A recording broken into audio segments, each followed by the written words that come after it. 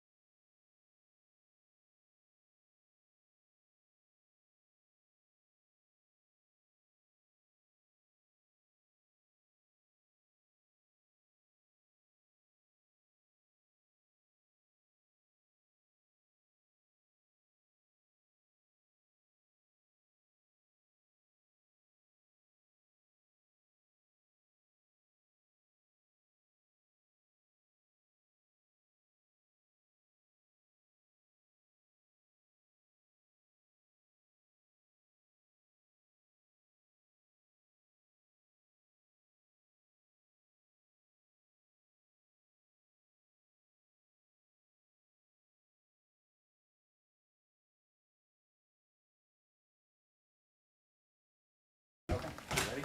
Yeah. All right, we will call this meeting to order for the Planning Commission. Typically, we start our meetings with any public comments.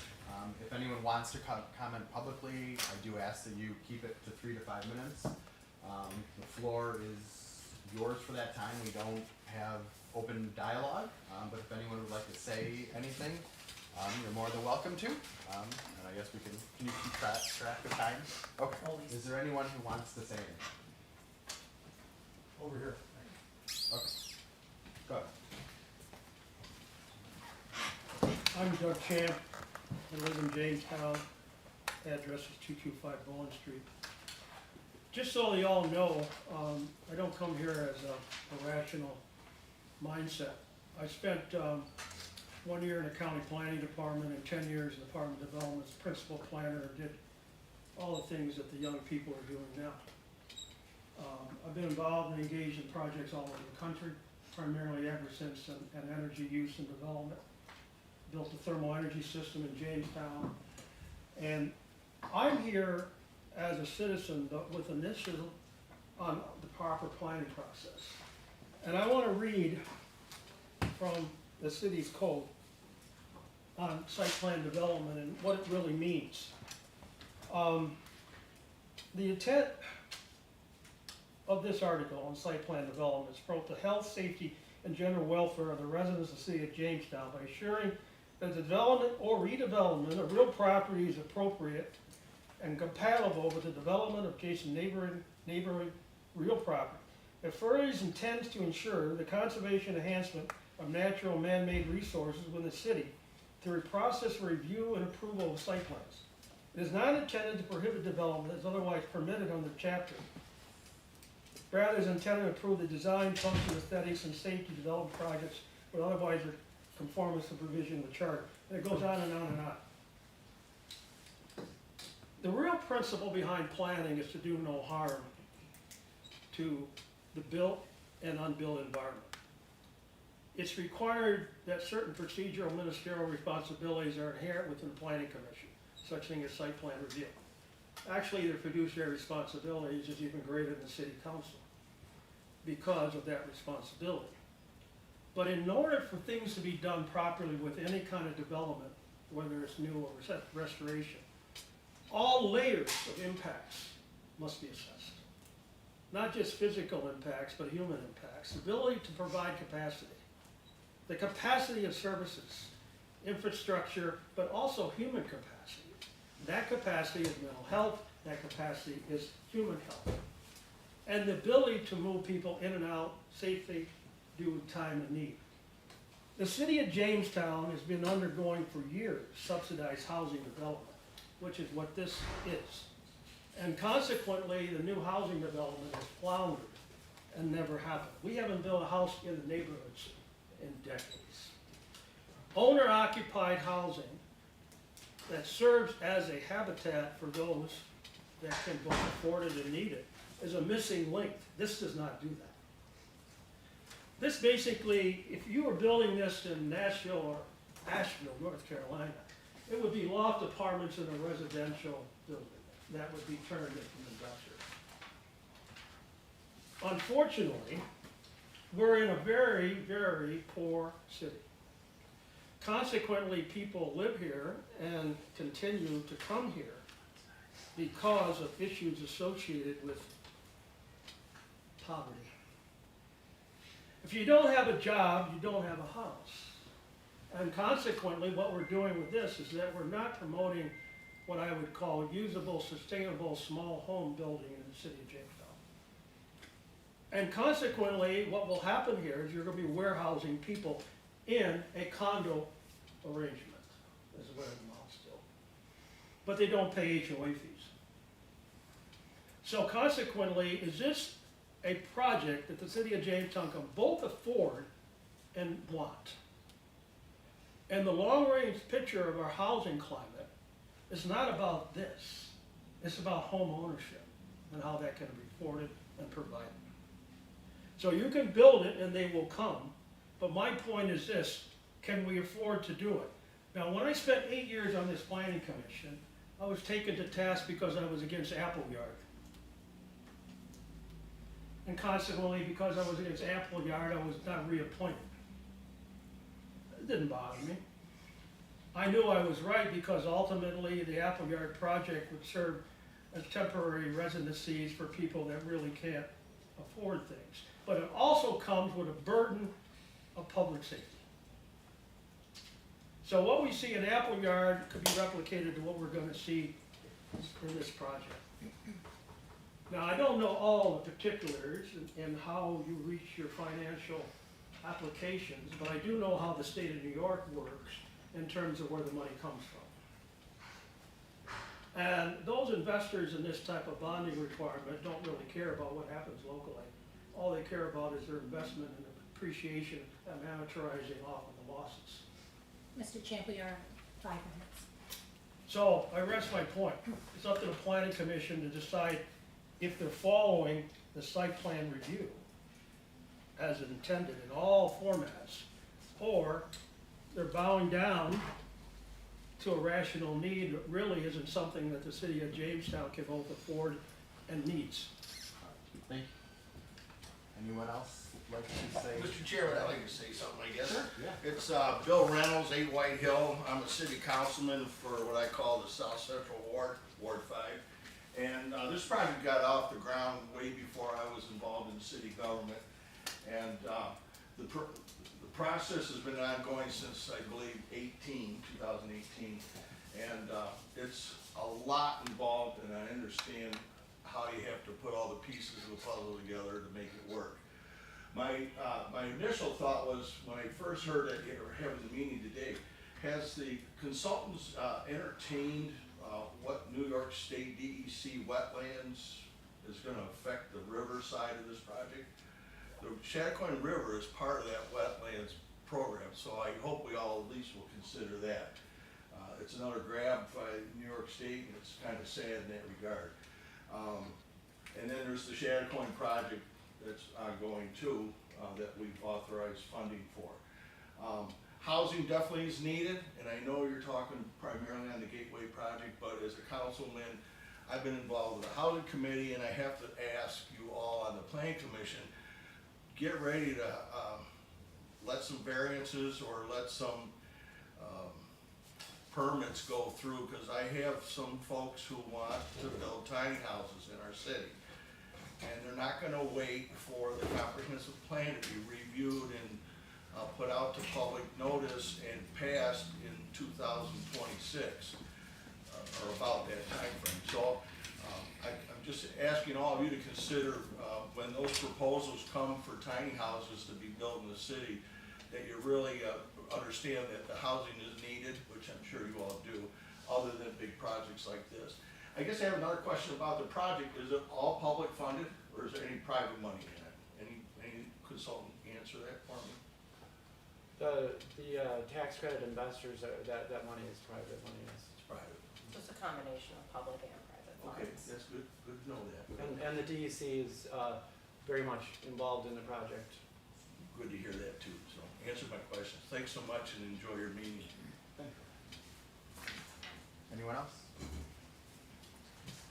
Okay, at this time, we'd like to turn it over for a presentation, and then we'll let you go through the whole presentation, and we'll have time for questions and answers at the end. Excellent, thank you so much, and thank you all for calling this special meeting so that we could present the project. We brought Stephen Auld, who's the project sponsor.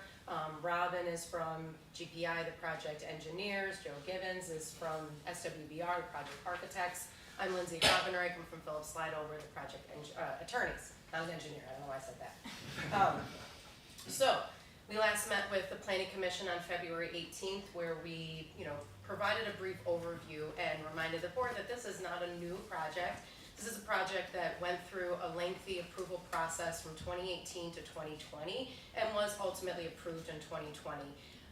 The approvals were extended a couple of times, but a ball was dropped and those extensions expired. So we're back before you, yes, for new approvals, but for a unchanged project. We did, after our meeting on February 18th, we did meet with staff, with planning staff, and went through the project as well. They had a couple of questions and comments, so we'll get to those a little bit later on.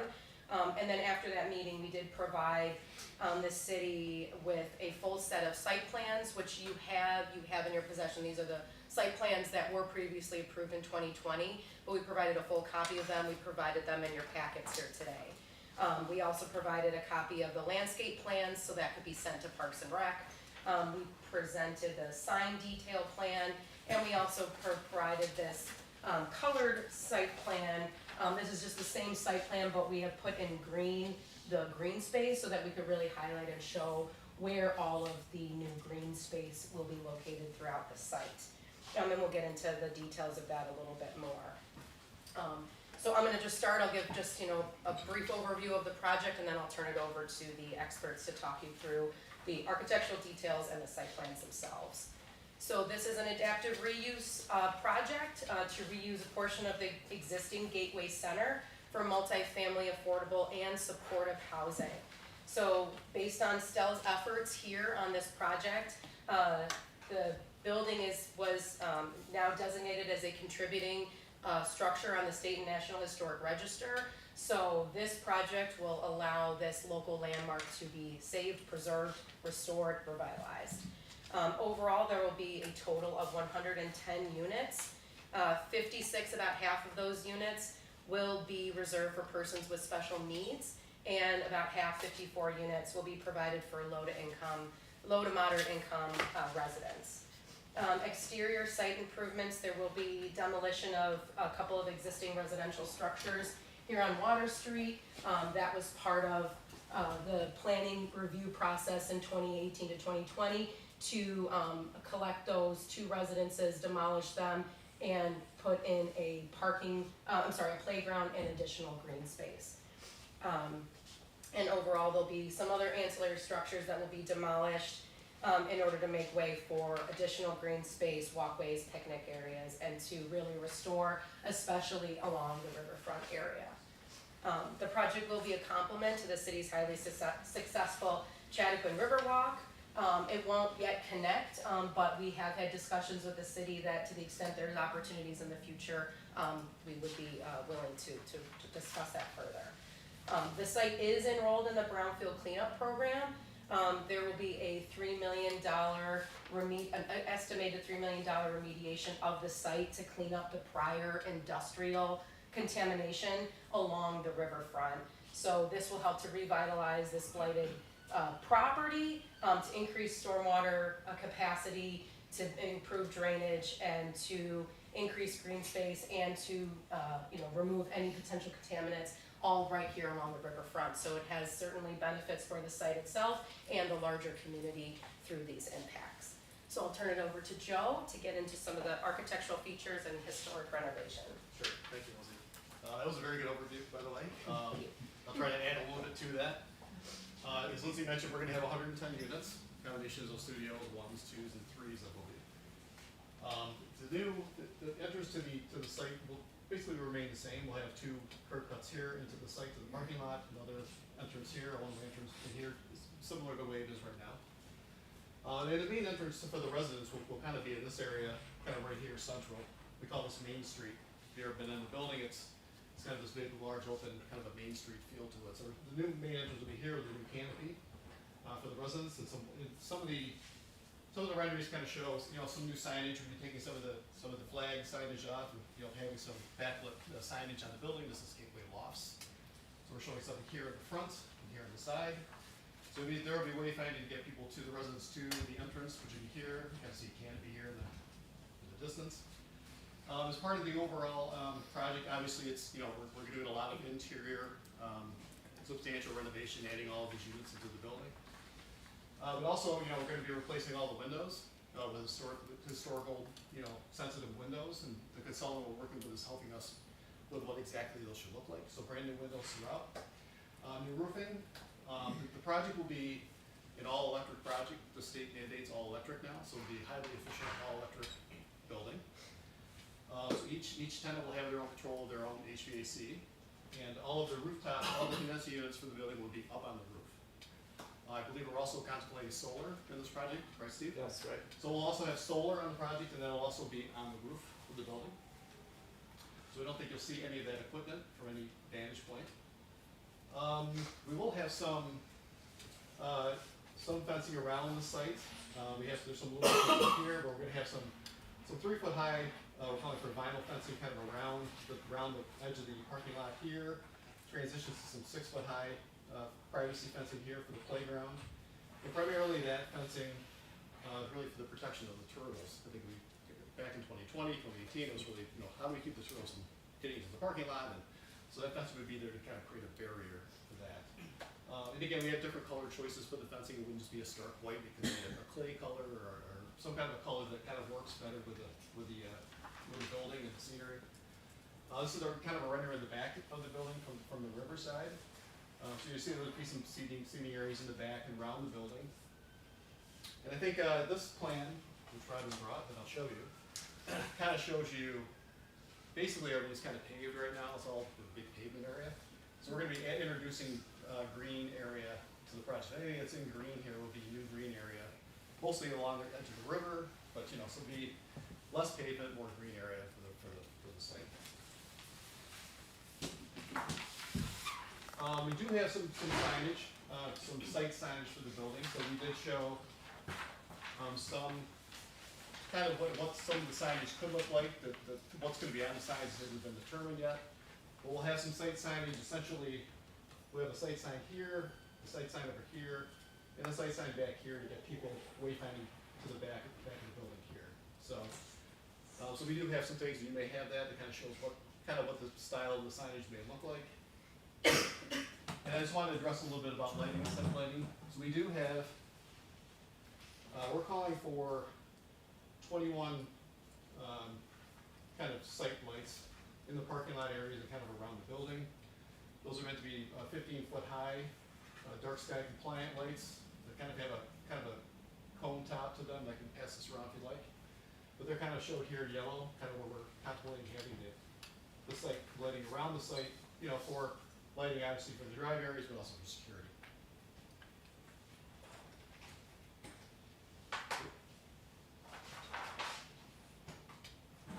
Let's see what else. As far as internal to the building, other than apartment units, we are creating some new internal courtyard areas for the residents. So we'll have areas to go inside the building, some green areas inside there. So that'll be fenced off at the top.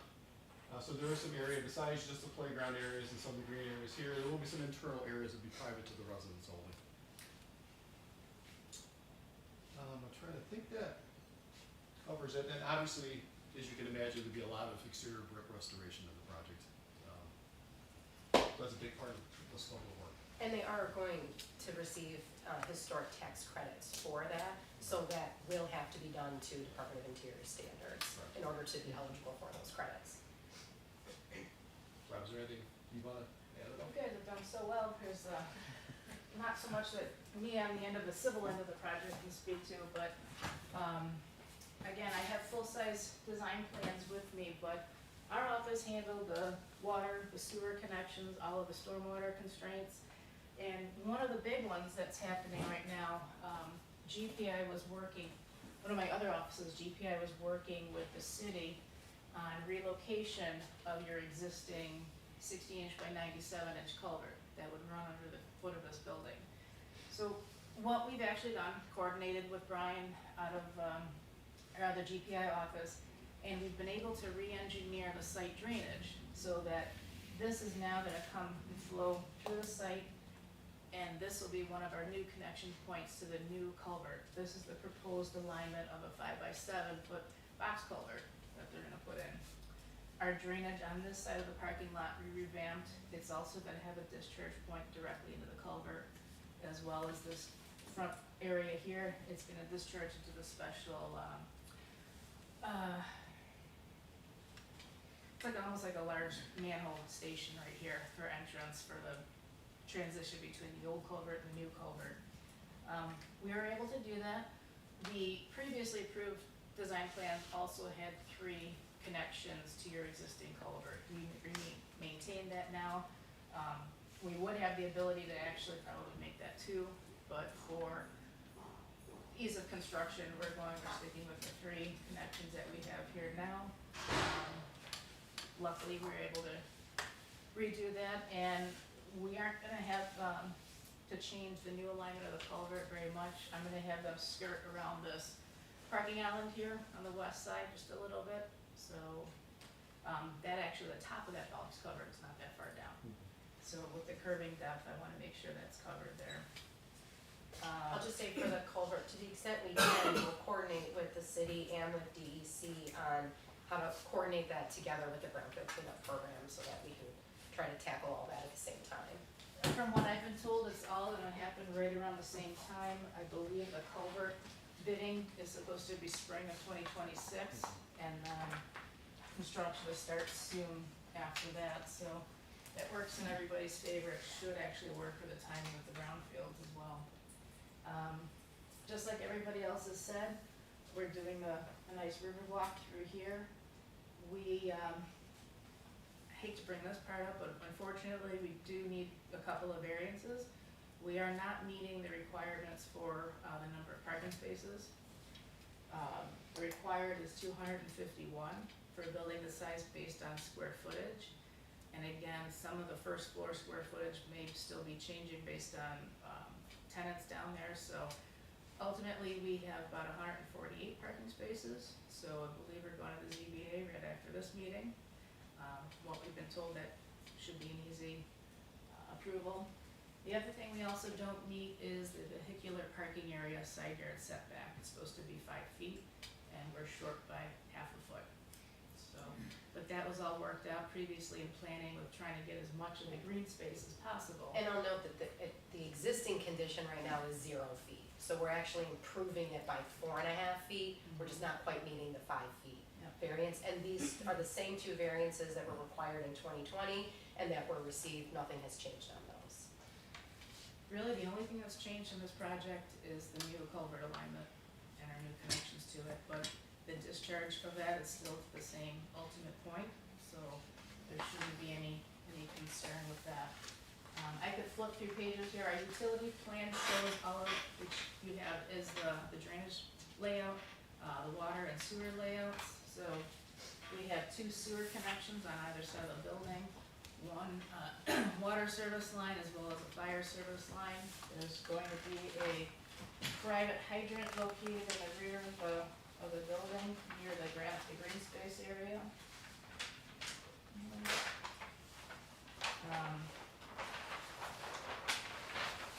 We have here, the new fire hydrant is back there.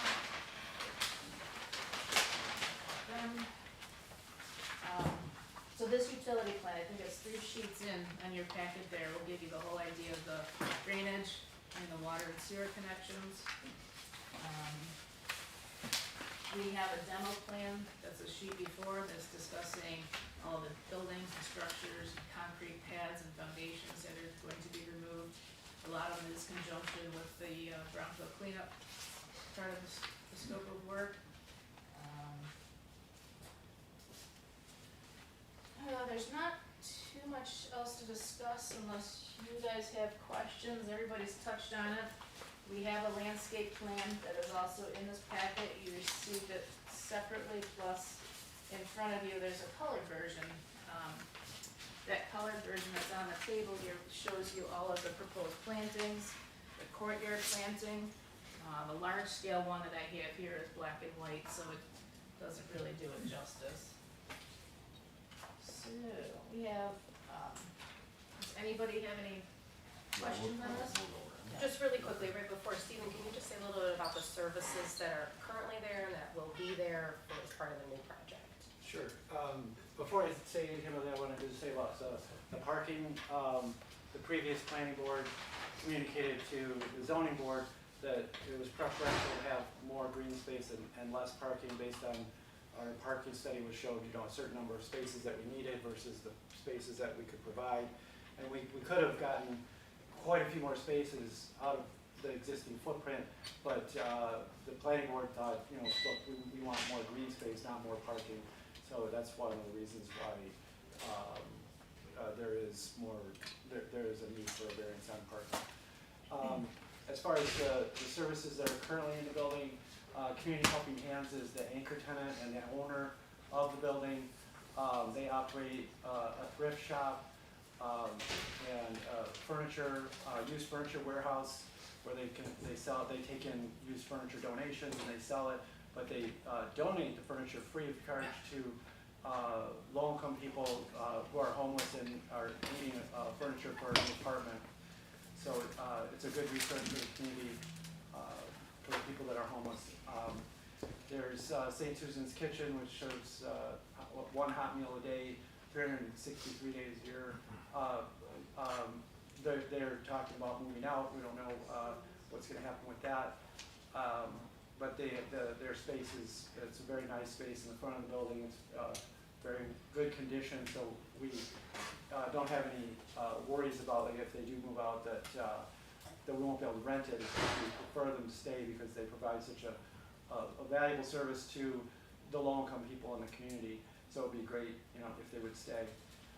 Then we also have Chautauqua Mental Health Association in the back of the building, which obviously they provide needed services to the community and to Stell's clients that will be there'll be 40 people with mental illness in the building.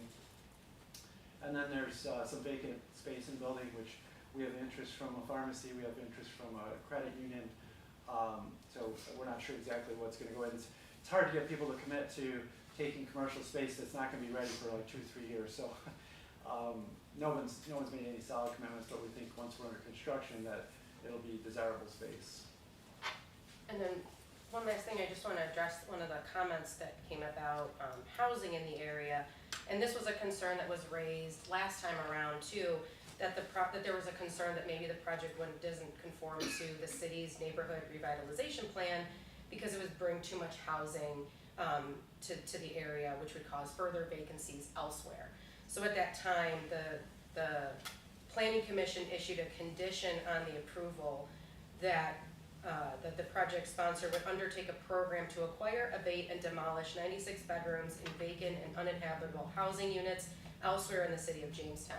Subsequent to that, the city did pass a resolution, and there is an agreement between a land bank, between the developer and the city, that sort of a mitigation plan on this housing issue, that we will work to acquire and demolish other blighted existing buildings in the area so that we don't contribute to any further potential blight, or we help to mitigate any further potential blighted properties should people in other low-income housing relocate to this space. So just wanted to raise that was approved by the city. That is still something that's active. It just needs to be signed by all the parties once we get through the approval process. And also, that acquisition of vacant substandard housing and demolition will help Stell with the next project that Stell has in mind for the city of Jamestown, which is to build single and two-family homes like we did recently in Dunkirk. Dunkirk Renovation and Ownership Program, it was called. After 15-year compliance period, the existing residents can purchase at a substantial discount the homes that they're living in. So we would do what's called infill housing, build single, two-story housing on these lots that we're going to purchase and demolish. That's definitely down the road a ways, but that's the ultimate plan. Okay, happy to answer any questions. You Mr. wanna just Chairman, go around? I have a technical question. Can I ask it? I know I'm out of order. Go ahead. I would suggest that you pay close attention to the problem associated with snow removal and the application of discharge of ground contamination into a nearby stream or a Class C stream, which is what the Jamestown River is. If the project goes forward, I would suggest that you utilize a thermal energy system, like put a tap in the medical building for snow melting removal, thermally. Okay, therefore no chemicals, no plowing, no nothing. It melts by itself under a certain prescribed temperature, which is very violent, and discharges itself into the storm drain with no chemicals. You're going to have a major problem with snow removal here in terms of occupancy and use of the building.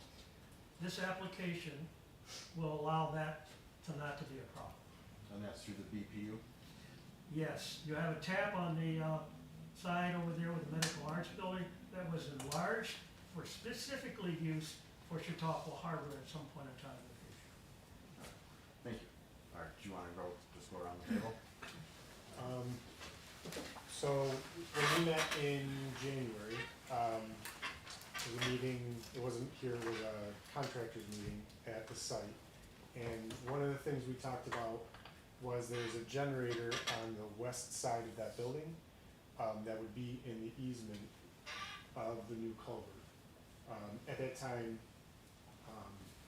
I don't remember who the electrical contractors was, but they said they would look at being able to move that. Has that been looked at? Do you know if it's able to be moved? I don't have any new information on that. One piece of new information is we've downsized it, right, Joe?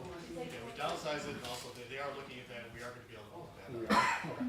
Yeah, we'll find another spot for that. I Okay. think we got a spot, kind of back here that we can place that. Okay, Put it over here where we had it. So, Okay, and I will say that I gave the landscaping plans to, the parks manager and arborist, Dan Stone, and he looked them over and he doesn't have any issues with any of the varieties or anything that are present for the project. A lot of them are what we actually use as our street trees as well, so, that's really all I have. Yeah, I was on the council in 2018, I think it was start before 2018, we'll see what. And I've seen it evolve, and I think you've addressed all the issues, and even today, the drainage issues and lighting and solar, and I was like, wow, it's taken a while, but I feel it's better than it was, and I like the idea, so I don't really have any other questions. But thank you for all your work in this. It's been a long time. Also agree, and I love the internal green space, it's really cool. I was wondering if you could just give an overview of your timeline, if the approvals happened as you would hope. Sure, so one of the reasons why we came when we did was we have a pending application, we're about to apply. Our application is due March 21st, so if your vote in favor on March 18th is possible, then we will be able to apply on March 21st for an additional $2 million, which in the overall grand scheme of things, it's not a lot of money, but $2 million, it'd be really nice to add it to the project, make it a little bit more palatable to the other funding sources. So that's what's at stake right now is a $2 million application, March 21st. We're also, what been given what's called an invitation to apply for the 4% tax credits. To get that, first we had to satisfy their requirements for what they call site suitability, which took us some time to get that done. But we've passed that hurdle. Now we're on our way to apply for the 4% tax credits, and we're told that if everything goes smoothly, we should be able to start construction in the first quarter of 2026. Then what's the time frame once it gets started? It's a 14-month construction period and about a 6-month rent-out period. My other question had to do with, related to the parking. I saw in some notes, which I didn't love the statement about the people that live here won't necessarily have cars. But I do know it's gonna be an active community center and there will be people that work there as well. Is there any room in the plans for adding a bus stop or other kind of public transportation? We did talk with CARTS about our site plan and their ability to get in and out, and they've agreed that it's that everything is designed appropriately for them to go in, go through the parking lot, and come back out. Nice. Thank you. Sure. I'll just follow up on that. One of your notes says the location of the Gateway Center also provides access to key services, alleviating the need for transportation. Is there going to be transportation for residents to food, to clothing, and how are they going to get there if they don't have vehicles? Stell does provide transportation for Stell's clients. The people that are not clients of Stell, they would have to use public transportation like carts or. And that's paid for by them? Right. So what is the minimum income to have a housing? There's a maximum, right? Yeah, So the maximum is 60% of area median income, and I can't tell you what that is off the top of my head. And it changes Yeah. from year to Every year. year it changes. Be when it goes in service. And that's the maximum? That the maximum is 60%. Yes. And what's the minimum amount? The minimum is 30%. And do they have to be employed to live here? No, So if there's a change of status of employment, what's the process? there's no effect. I mean, if someone loses their job and they can no longer afford the apartment, is that what you're getting at? They would be just like if they were a client of Stell, then they would have support. That if they're just a member of the general public that's renting an apartment, it'd be no different than a private landlord whose tenant lost their income. And The law does provide, like some protections for that situation, but there'd be no additional protections over what the law requires. do you have residences that fall into that requirement now? Yes. And has that ever been an issue, or how did you handle it? For some reason, it seems like when people lose their jobs or have a reduction in income, they then can get public subsidy. And likewise, the opposite happens. People that are on public subsidy sometimes then get a job, and then they're off public subsidy. That happens all the time. The vast majority of evictions are people who are violating the rules of living, like they're smoking in the apartment or causing disturbance to other tenants or things like that. That's the vast majority of evictions are for that rather than for not payment. I'm just trying to get a feel for the services that are going to be there and sort of what the needs are, and if there's going to be any services for like workforce development or things for people to have training and stuff like that while they're there. Well, Community Helping Hands does do a workforce development program. That's one of the other than the food pantry. They have a food pantry. They have a used clothing store and a furniture warehouse. In addition, they do have job training programs. And BOCES was a tenant of ours and may come back, if we, have, really nice new office space for them. We could possibly get BOCES to come back. That's one of the things we're thinking. Because for me, having those services in this setting is key. It's just a huge asset to everybody who's there. Yeah. I can tell you we won't have any for-profit businesses that aren't appropriate to the population, like maybe we would have a pharmacy, maybe we would have a credit union, but we're not gonna just have some, generic for-profit business in there that's not appropriate for, not gonna benefit the tenants of the building. One of my other general concerns is, if you look at the population of Jamestown the last 50 years, and if you forecast that for another 50 years, our population is gonna be below 20,000 by that point. And we're gonna have a huge decrease in population, while at the same time, we're gonna have to maintain, the infrastructure that we currently have, the housing that we currently have, and all the supportive services that we currently have. And I was looking at the agreement with your payment in lieu of taxes. And I just wanted to talk about that for a little bit to see right now it's assessed at 1.6. And is that a firm number, or is that the assessment now? And is that assessment gonna change after construction? And will the payment in lieu of taxes be adjusted also? Because the expenses of the city are still growing.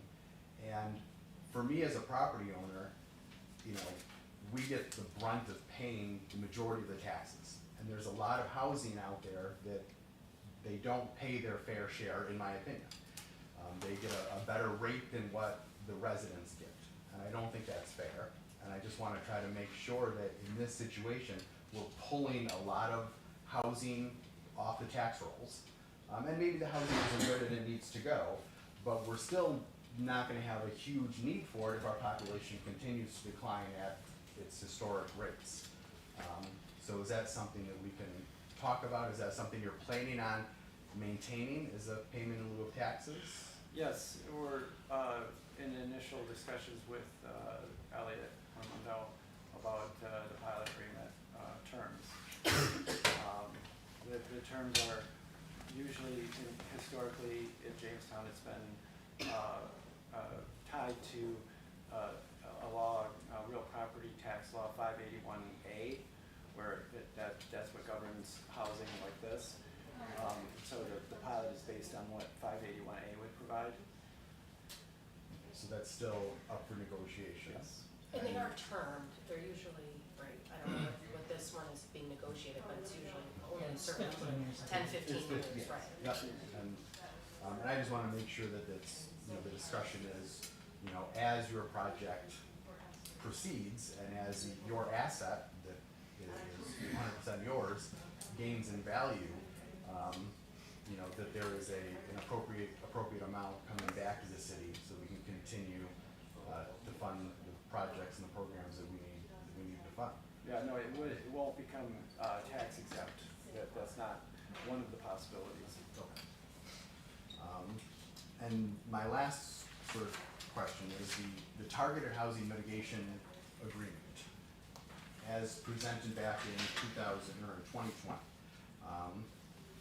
Is everything in this agreement okay with you as it was written? I know it's not finalized yet, so I just wanted to know if that's, everything in here is okay, or if there's any adjustments. To me, it looks good. The dollar amount's $350,000. $350,000. If you don't spend the money, it comes back to the city to Correct. use. It can't be used for the 2 properties that are on site. So there's, okay. Yeah, everything's acceptable still to us. This is really the project that's been, massaged over and over again, a number of years. It really did start well before 2018. It just, maybe that was the first time it came before this board. But it's been worked over quite a bit, and we're satisfied with what was agreed to in 2020. The construction process. Do you hire local contractors, or where do you source? The general contractor will take bids from local contractors, yes, and we'll seek them out. Definitely, there's economies of scale, to be taken into consideration that, local contractors can provide that. And it's usually a requirement of the city pilot too, that you have to use certain labor. You have to And try you still to. get bids from local contractors. Right. Sometimes there's a local labor policy requirement. Best efforts. And that's usually part of the pilot? I know it's part of the county pilots, I haven't done a pilot with the city of Jamestown specifically, but, I know the county pilot will require has a local labor policy, so that you have to use your best efforts to use local labor where possible, where it's available, and they have the skills and the resources to work on the project. One of your documents said you have 24-hour staffing, is that still? Okay.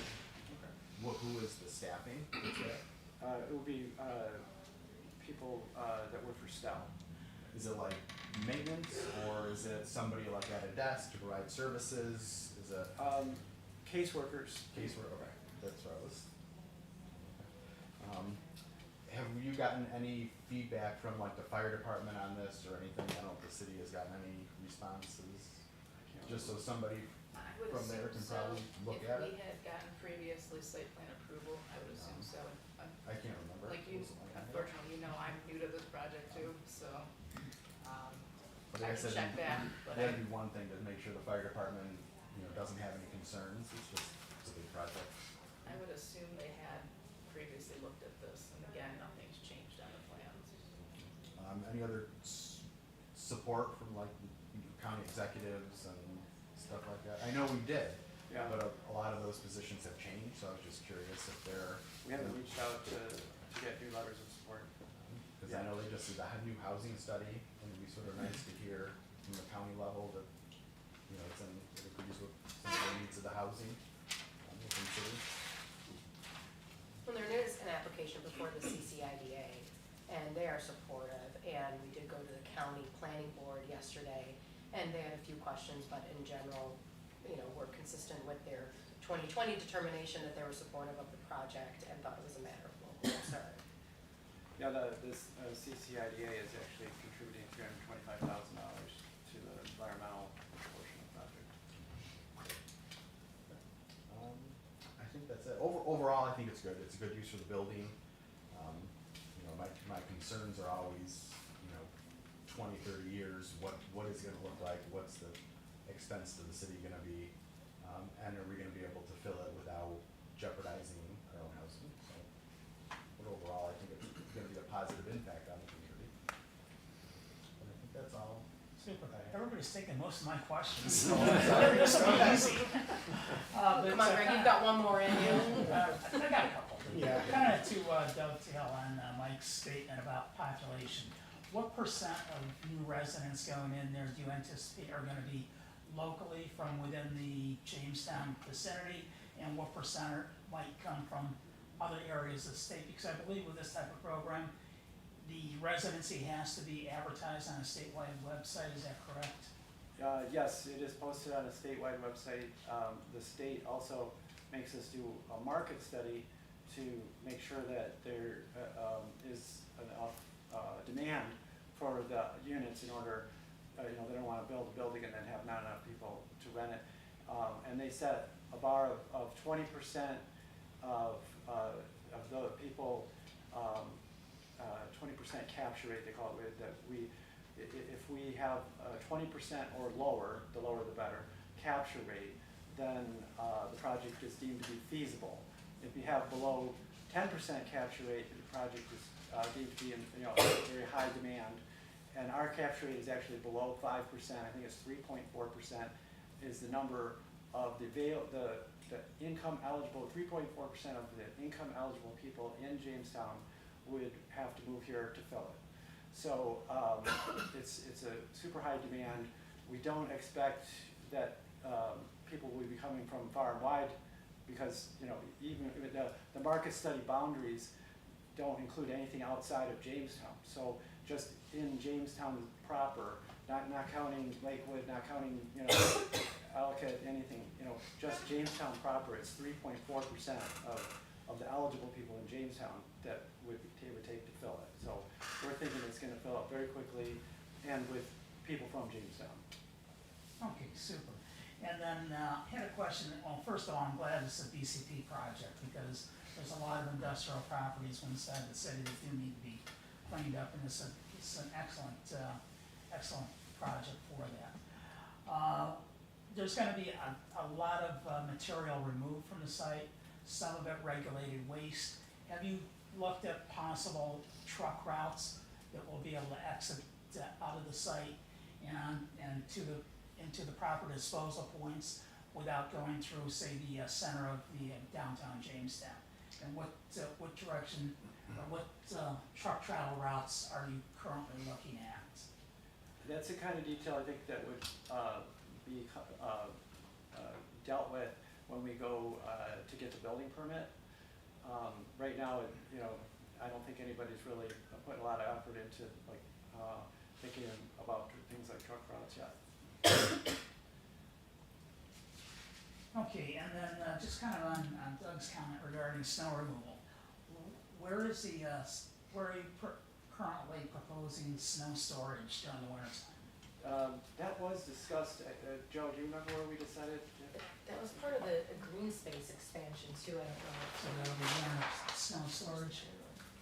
Like by the playground area?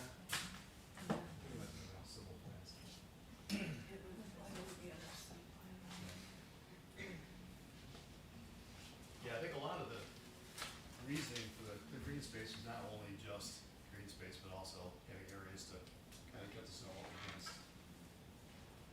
out of the parking lot.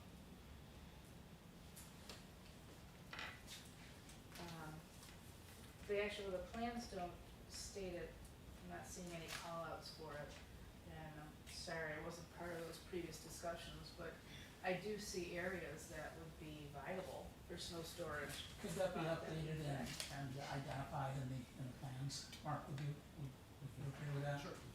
Absolutely. And of course, exploring the potential to put them into a BPU.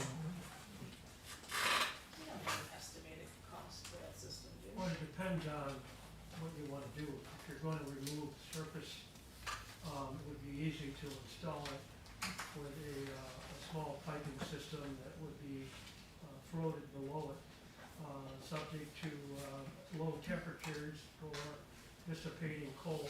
I would say probably 75, 80 degrees at max. And consequently, you would remove the necessity of snow piling. And you could also isolate it, if you didn't want to do it all, to your entry points to the buildings for drop-off purposes, so residents wouldn't have to be worried about falling. So it has a lot of applications. Hibbing, Minnesota, their whole downtown uses the system. All their sidewalks, all their crosswalks, it's actually a viable attraction to building. So I would encourage you to look at that. The capacity in the line at the medical building may or not been altered, but even if you're going into low temperature, basically you could take it off the return line of the district heating system, which is already spec thermal.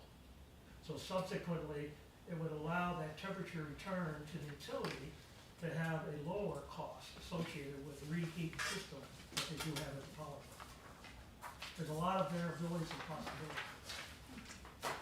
Just for the record, as long as I got the floor, the median income, city of Jamestown, $27,792. Family income is $44,200. So if you're limiting it to median income, you're looking at a very poor occupancy. Yeah, you said 60%? That's 60%. That's 60%. But is that local or statewide? Don't they usually use statewide? No, it's the area, Area median. Jamestown Metropolitan Statistical, Up to the MSA. MSA. Just a quick one on the mitigation agreement. I think originally weren't you looking at the North Main Street area for potential property acquisition to replicate what was done in Dunkirk? Is that still on the table? Yep, absolutely. Make the most impact for the money spent. Super. I had some other questions, but they've been resolved offline. So I think that I think it's a great project, and it's something that is needed, and hopefully we can get through this, and then start working on single-family housing. Amen. All right, do you have any questions for us before our meeting? We're all scheduled to meet in 2 weeks. Go ahead. One other question, I think there might be one form that's lacking, the waterfront assessment form for the LWRP. It's a simple form, but it's just a technicality. I think it's on our website. I believe it's on the website, if not, Ellen can send it Yeah. directly. Yeah, we can certainly complete that.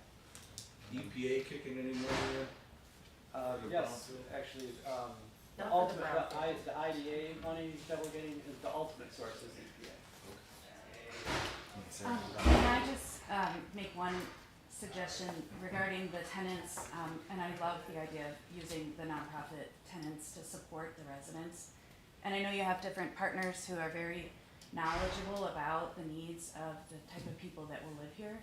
I just wanted to kind of put out there that the affordability of the space will be a big factor in filling those spaces. And I know the Chautauqua Center nearby set a pretty high square footage milestone for the area. So when we were looking at the cost per square foot based on other nearby projects, it's up there.